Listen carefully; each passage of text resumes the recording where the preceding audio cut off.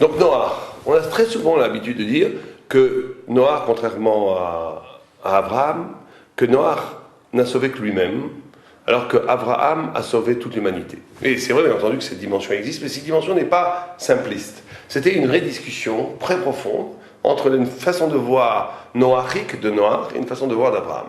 Donc Abraham, effectivement, est celui qui a cette capacité de porter, d'avoir du souci, c'est la notion très saine d'amour, d'avoir tellement d'amour pour les autres qu'il a tellement de peine que son prochain ait raté le sens de sa vie, qu'il va lui-même incarner dans sa vie à lui le sens de la vie de l'autre. Et donc il va un peu sauver l'humanité entière par le fait même que, on va dire qu'il a été zoré de Srout Koulo, il a pris le Srout de toutes les générations avant lui, c'est ce que dit l'Agmara, Abraham, et qu'il a pris le Srout, le mérite de toutes les générations avant. Ça, c'est une dimension de chesed. La notion de chesed, c'est la notion de ne pas supporter le gâchis. Ne pas supporter que son prochain n'ait pas pu épanouir le sens sublime de sa vie. Qu'est-ce que fait Abraham? Il essaye d'abord de ramener l'autre à sa sublimité, de ramener l'autre à son intrigue, d'essayer de responsabiliser l'autre à devenir un tzaddik. Mais si l'autre n'y arrive pas, alors Abraham, de lui-même, va porter le sens de l'autre. Et c'est la notion extraordinaire de chesed d'Abraham, de brit Abraham, de l'alliance d'Abraham, où à lui seul, il va porter le sens de l'humanité entière. Et vous savez que tous les tzadikim ont fait ça. Quand on dit que Moshe Rabbeinu est l'équivalent, la Kabbalah nous enseigne très souvent que les grands tzadikim ont une neshama équivalente à toutes les neshamot des autres Israël. À Moshe Rabbeinu, on dit qu'il avait la neshama équivalente à toutes les neshamot d'Israël. Il valait à lui seul Israël. C'est pas simplement une question de grandeur. C'est pas simplement qu'il a une âme tellement grande qu'elle vaut 600 000 âmes. C'est aussi ça, mais c'est aussi le fait que Moshe Rabbeinu est tellement parfait dans son avodat Hashem qu'il va être capable de prendre sur lui le visage de tous les juifs. Il aime tellement les juifs, il aime tellement son prochain, que quand il rencontre quelqu'un, il est tellement intéressé par la beauté de l'autre, que cette beauté de l'autre va devenir un petit peu lui-même. D'où la capacité de grandir. D'ailleurs, même pour nous, il faut apprendre à avoir l'humilité de l'amour des autres, d'apprécier la différence sublime qu'il y a entre chaque personne qu'on rencontre, et cette humilité d'accepter cette différence et cette beauté va nous enrichir énormément. Toute personne, l'orgueil rend idiot. L'orgueil fait que, je suis incapable de voir les autres, donc je ne reste que enfermé dans mon petit ego, je deviens tout à fait inintéressant très très très vite. D'ailleurs, Hagar, c'est très intéressant de voir, le Maharal de Prague explique la chose suivante, il y a un midrash qui nous dit que les hommes étaient jaloux de Moshe, que les hommes avaient peur, étaient jaloux de Moshe en disant que Moshe, par rapport à leur femme, ce qui paraît aberrant. Moshe Rabbeinu est l'homme le plus sadique, le plus humble, le plus kadosh, il est saint. Comment est-ce qu'on peut avoir l'idiotie d'être jaloux de Moshe? Et le Maharal de Prague explique, il dit Moshe était tellement parfait, il n'était pas simplement parfait pour lui-même, mais il était parfait en ayant incarné la perfection de tous les visages d'Israël, de tous les individus d'Israël. Donc chaque femme sentait que Moshe était leur époux idéal. Et bien entendu, leur mari n'ayant pas atteint le même niveau, leur mari était un moins bon époux. Et donc les hommes sentaient cela et étaient jaloux de Moshe. C'est pour ça que le Maharal nous dit que Moshe Rabbeinu a épousé une guillorette, une convertie, parce qu'il était tellement grand qui ne pouvait pas correspondre à une tribu. Il fallait que Dieu crée une âme spéciale pour lui, parvait, une âme neutre, on va dire, qui pouvait correspondre à l'âme de Moshe qui était universelle. Mais en tous les cas, ça c'est cette dimension des tzadikim juifs. Cette capacité d'empathie maximale qui fait que l'autre devient moi, moi je deviens l'autre. Cette notion d'unité fantastique du peuple juif. Noach, lui, pensait que non. Pensait que la source et l'essence du travail à accomplir envers Dieu, c'est la notion de coupure, de rupture, de non-compromis. Si le monde se fourvoie dans le mal, si le monde se fourvoie dans le mensonge politique, si le monde se fourvoie dans le mensonge esthétique, si on nous envoie toute la journée à la tête des photos qui ne représentent que la bestialité du corps, la bêtise de la mode, etc., ce n'est pas à moi à prendre en charge cela, je coupe. Je coupe par le mépris et par la coupure. Je ne fais pas de compromis avec un monde imbécile et je vais moi-même incarner le futur de l'humanité, parce que quand même Noach sauve l'humanité aussi, puisque à partir de Noach, toute l'humanité va venir. C'est le père de toute l'humanité. Mais il dit donc que cette renaissance de l'humanité doit passer par un coup de scalpel. Il y a un moment donné, on ne peut plus prendre en charge la rachaout des autres. C'est trop. Ils ont choisi d'être dans un monde absolument absurde, un monde de ténèbres, un monde d'idiotie, un monde de désir, un monde où l'intelligence a naufragé dans l'imbécilité de la mode et de l'idéologie politique. Ça n'a aucun rapport avec nous, avec le destin de l'humanité réelle. Je coupe. C'est la vision de Noir. Noir coupe, il veut couper. Il ne veut pas de compromis. Vous comprenez que cette coupure, bien sûr, elle a un côté négatif. C'est qu'elle n'a pas la grandeur, la noblesse, la générosité d'Abraham Avinu qui prend en charge les autres. Mais elle met en branle quelque chose d'extraordinaire, de liberté. Vous savez qu'il y a quelque chose de fabuleux dont le Maharal de Prague nous explique.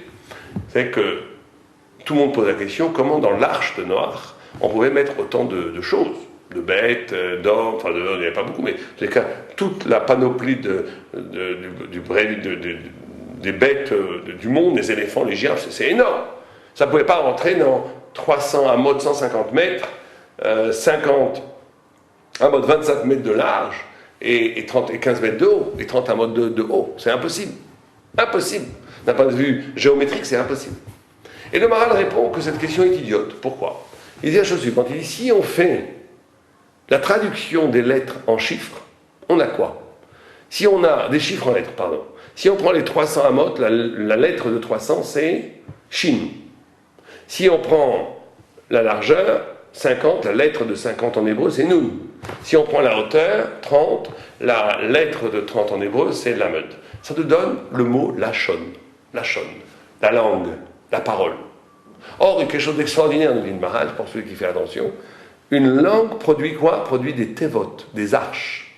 En hébreu, le Lachon produit des tevot comme l'arche de Noé. Produit des tevot. Qu'est-ce qu'on veut nous suggérer par là?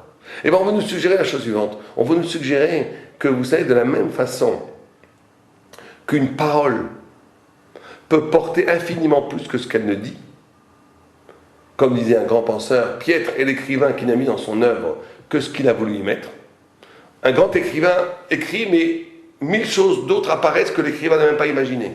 Toute parole de Torah n'est parole de Torah que si elle produit infiniment plus que ce qu'on a voulu y mettre. Il faut que le pouvoir dire excède le vouloir dire. Si dans ce que je dis maintenant, à cette heure-là, à cet instant-là, vous n'entendez que ce que j'ai voulu y mettre, ce n'est pas un Dvar Torah. Parce que le Dvar Torah, c'est toujours la rencontre entre la finitude et l'infini.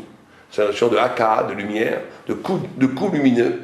C'est-à-dire la notion où ma propre parole, qui est ma parole singulière, rencontre une autre parole, qui est la parole de Dieu qui me dépasse infiniment. Et donc, c'est ça un Dvar Torah.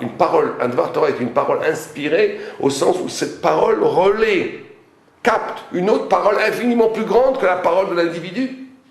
Ça devient une parole prophétique. Ça devient une parole de Torah.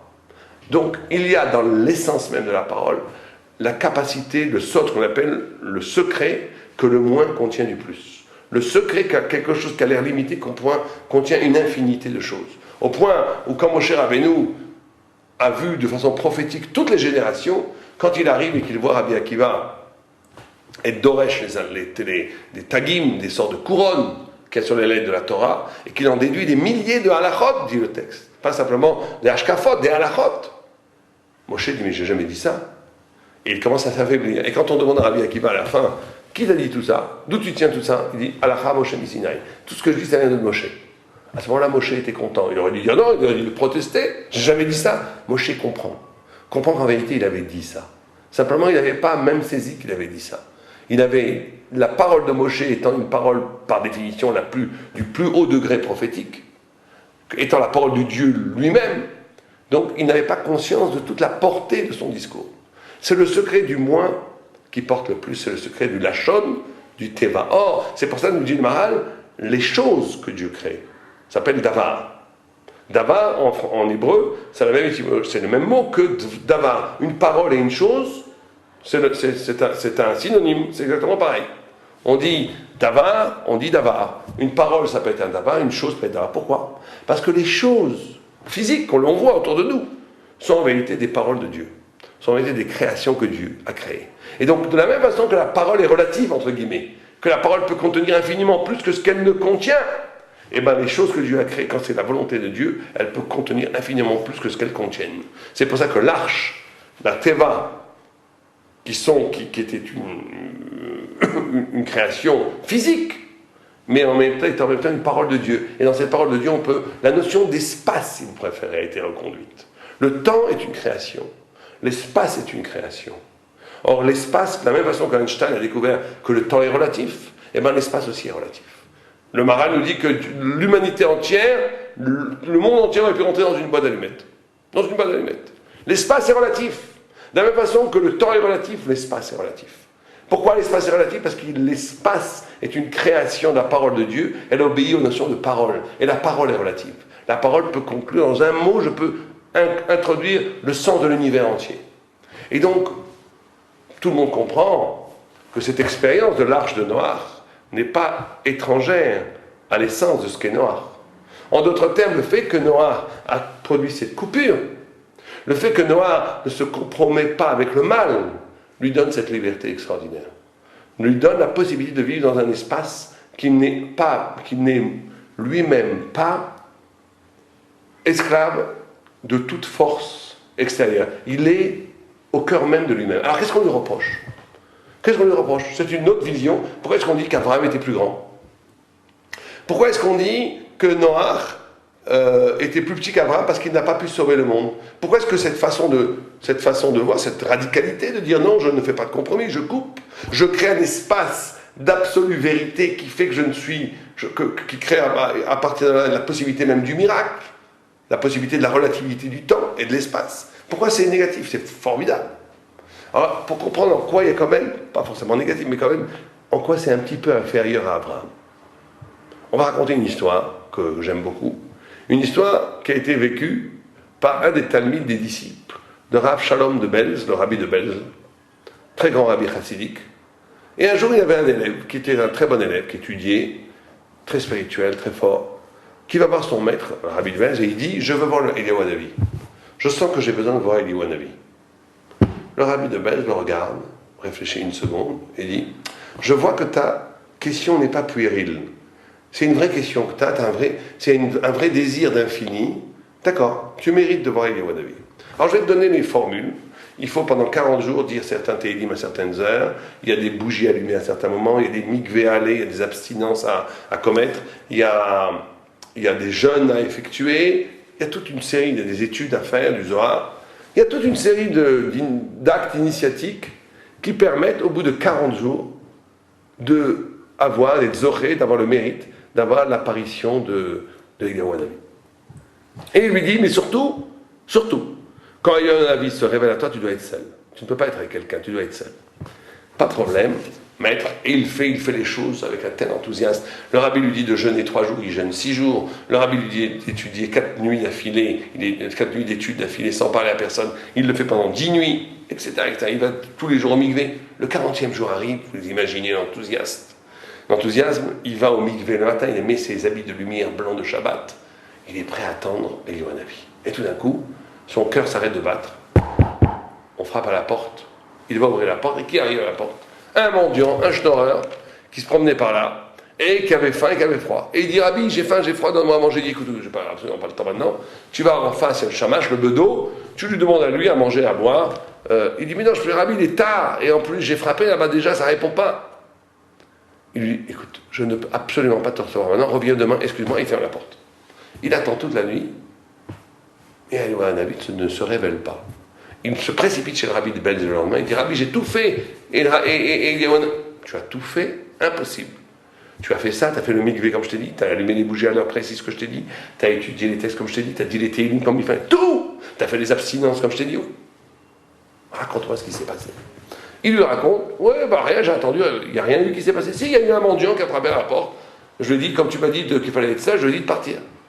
Et le rabbi lui a dit, qu'est-ce que tu as fait? Ce mendiant qui est venu te voir, c'était Eliyahu Hanavi lui-même déguisé. Et tu l'as refusé. Alors, c'est quoi la morale de cette histoire? La morale de cette histoire, c'est de nous dire qu'on peut être aveuglé par un processus spirituel. Au cœur même d'un processus spirituel le plus haut. Si ce processus spirituel nous empêche d'entendre la voix de celui qui a faim, si ce processus spirituel nous empêche d'être à l'écoute de la détresse de mon prochain, ça ne vaut plus rien. Vous n'avez plus de révélation. Vous avez détruit l'essence même de la Torah. Il y a des gens du Lo Aleinu qui étudient la Torah toute la journée, et qui ne sont pas capables de s'ouvrir à la détresse de leur épouse. Il faut dire à ces gens-là, arrêtez d'étudier un petit peu, occupez-vous de votre femme. Beaucoup plus important. Parce que la Torah n'a de valeur que si elle s'ouvre au monde, que si elle dit le monde, que si elle rédime le monde, que si elle prend en charge la détresse du monde. Sinon la Torah n'a aucune valeur. Et donc, c'est exactement ça la différence entre Abraham et Noah. Noah était dans un processus de rupture spirituelle étonnant, magnifique. Il a sauvé le monde quelque part, puisqu'il a amené, il a permis qu'une partie de l'humanité reste pure. Et donc elle est un avenir. Mais ce processus spirituel l'a rendu complètement sourd à la détresse des autres. Même si c'était des rachaïm, même si c'était des méchants, des mécréants, il fallait avoir le petit pincement au cœur, la petite pitié. Rachi résume la faiblesse de Noah en une phrase. Il dit, il n'a pas prié pour eux. D'accord? Fais ta rupture. Reste dans les yeshivas. Ne sors pas dehors. Fais une coupure totale. Étudie Yom Steigen. Très bien, il n'y a pas de mieux que ça. Mais attention, si cette coupure-là, si cet investissement dans l'étude, dans la spiritualité, occasionne une non-responsabilité, un abandon de ton frère juif ou même humain qui sombre à l'extérieur, ça n'a plus grande valeur. Au moins par la prière, au moins par la prière, au moins par le souci, au moins par la douleur que le monde n'est pas métoukan, que le monde n'est pas réparé, que les gens continuent à être dans les ténèbres. C'est ça l'enseignement principal de Noah.